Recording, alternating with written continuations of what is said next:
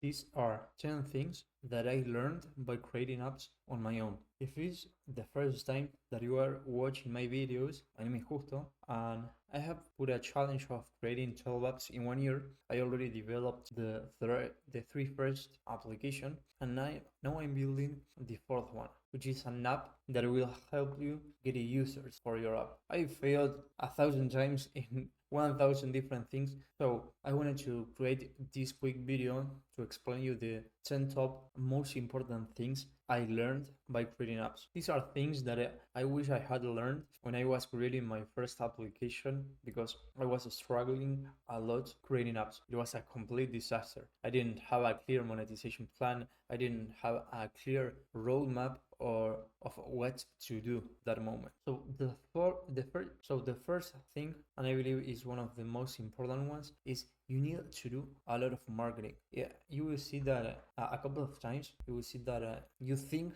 that is enough, but it's never enough. You need to do as much marketing as you can. Upload 1,000 videos on YouTube, TikTok, Instagram, Twitter, whatever you want, but you need to do a lot. You can use the 80-20 rule, which is 80% of your results come from 20% of your effort. Now, the second thing is that you need to be fast developing the app, and this has like a very important thing attached. You need to develop the app as fast as you can to start gathering feedback from the users, because think about it. I mean, there are like 1,000 different companies that are already making like hundreds or thousands of dollars or even millions dollars. So the only competitive advantage that you have, and the only thing that you can do, is being fast by developing the app and attacking a very specific group, a very specific niche. Number three is you need a clear roadmap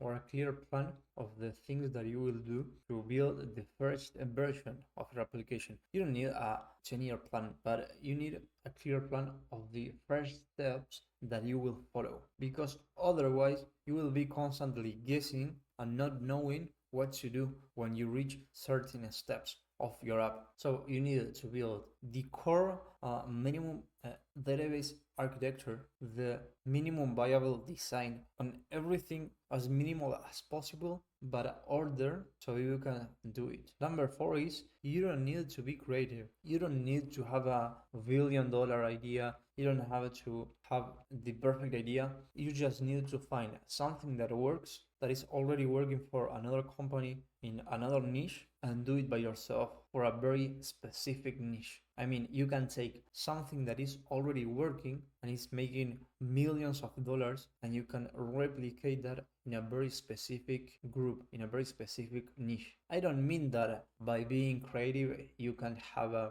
million idea, but it's a constant guessing. Why would you do that if you can take something that is already working? Now, number five is feedback is crucial. Otherwise, you are building, I mean, if you don't gather feedback, you are building in blindness. You need to find people who are really committed to try the app. And the way to do that is by charging money. I mean, at least $10, $30, I don't know, $40. But start charging for your app, because it's the only way that you will find people that are really committed to try the app. The fastest you gather feedback, the easier it will be for you to grow your application, because this is the lean method. You launch, you measure, you learn, you iterate. Now, number six is never decrease your prices. Never compete on price, compete on value. If you want to compete, okay, provide more value and increase your prices, because if you decrease your prices, you also decrease the value perception of your startup, of your application. Now, number seven is, if you are starting out, if it's the first app that you are building, try to avoid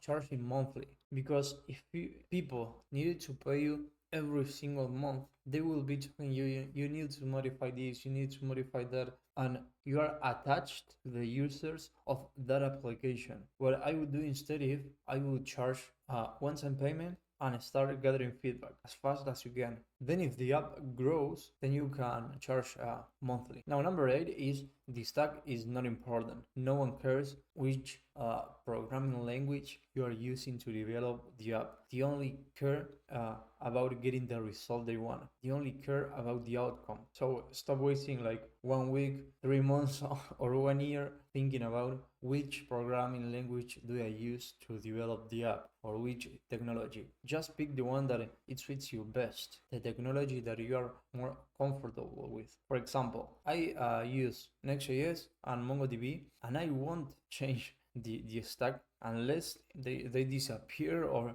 unless it's strictly necessary to change the stack, but I won't do it. Now number 9 is the message is crucial. Is the difference between having a successful app or having a not successful application. Because if you don't have a clear message, something that people understand, you will waste all your efforts developing the app. So try to have a clear headline, a clear call to action, a clear message on the landing page. Pay close attention to that, because if people enter your landing page, even though your product can be perfect, they won't never see the product and they won't never buy the product if the message is broken. You need to show the value of your app. So just simply do it. I mean, test 1000 headlines if it's necessary. Test 1000 different call to action messages. Now, number 10 and final thing that I have learned is that the only metric that you need to follow is activation rate.